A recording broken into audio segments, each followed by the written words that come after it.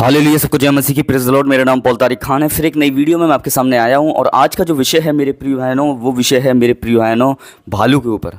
हमेशा की तरफ वीडियो में वचन में जाने से पहले कुछ बातों को मैं शेयर करना चाहूँगा। इस बात को ध्यान रखें कि जब भी आप परमेश्वर की उपस्थिति में जाते हैं तो खाली मांगने ही नहीं जाना है, पर पूरे विश्वास और अंगीकार के साथ जाना है कि खुदावन हमें दे सकता है। हालेलुया। तो आइए, इससे ही रिलेटेड एक वचन मैं आपके सामने रखना चाहूँगा।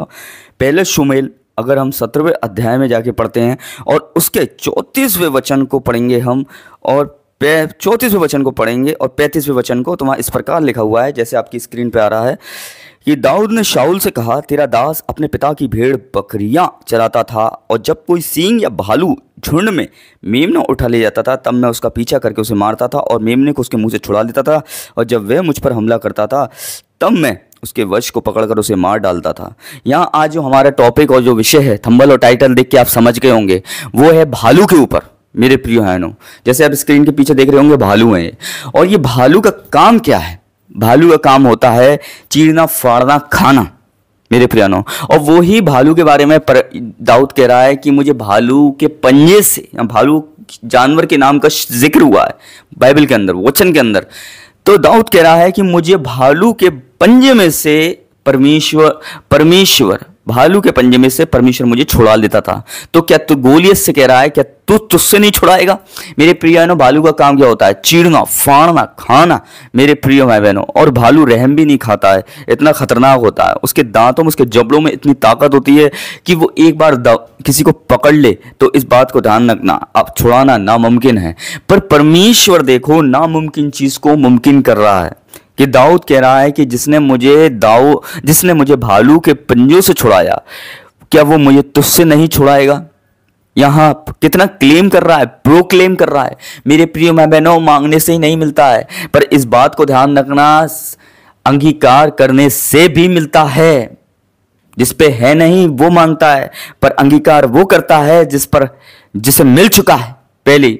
इस बात को ध्यान रखें। हालेलुया। भालू की प्रकृति क्या होती है? कितना खतरनाक जानवर होता है कि उसके पास कोई आता भी नहीं है। क्यों नहीं आता है? इसलिए नहीं आता है क्योंकि वो अटैक कर देता है, वो हमला कर देता है। मेरे प्रिय बहनों, जब एक भालू को देखकर हम उसके पास नहीं जाते हैं, क्योंकि हमें उसके कैरेक्टर के बारे में मालूम है, उसके चरित्र के बारे में मालूम है कि वो हमला कर देगा, वो चीर देगा, वो फाड़ देगा, वो खा लेगा। मेरे प्रिय बहनों, वैसे ही इस बात को ध्यान रखना, जितना भालू खतरनाक नहीं है, इस बात को ध्यान रखना, उतना हमारे नेगेटिव थॉट खतरनाक होते हैं। इस बात को ध्यान रखें। इन भालू एक बार में खत्म करेगा। भालू की प्रकृति होती है एक बार में चीर फाड़ खाना, पर भालू से भी खतरनाक हमारी नेगेटिव सोच होती है, जो हमें हर दिन मारने की कोशिश करती है। इस बात को ध्यान रखना।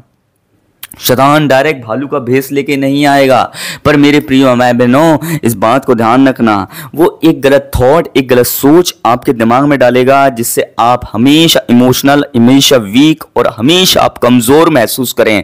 मेरे प्रिय बहनों, इस बात का ध्यान रखना। हालेलुया।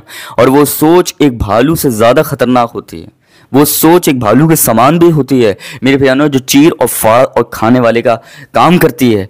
मेरे प्रियानो, इसलिए शैतान डायरेक्ट भालू का भेष लेके नहीं आता है, पर मेरे प्रियानो, इस बात को ध्यान रखना, एक जानवर की प्रकृति की तरह वो हम पर हमला और अटैक की खुराक में रहता है। इसलिए खतरनाक जानवरों का काम ही क्या है? अटैक्स, हमला करना।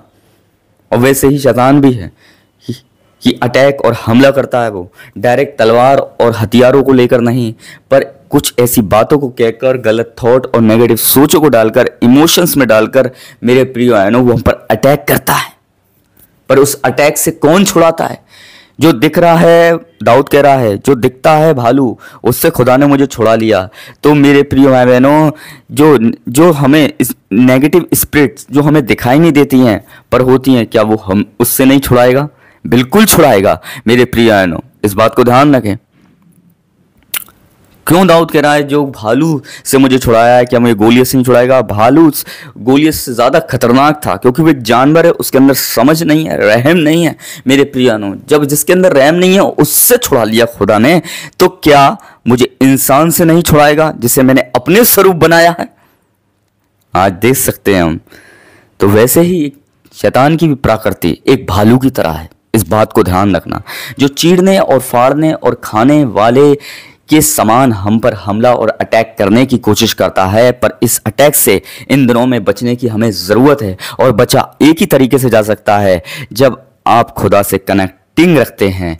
मेरे प्रियानो, खाली सुबह नहीं, शाम नहीं, पर 24 आवर्स चलते फिरते भी आप उसकी वर्शिप और उसके नाम को याद करते हैं। इस बात को ध्यान रखना, खुदा आपको उस भालू के पंजे में से छुड़ा लेता है।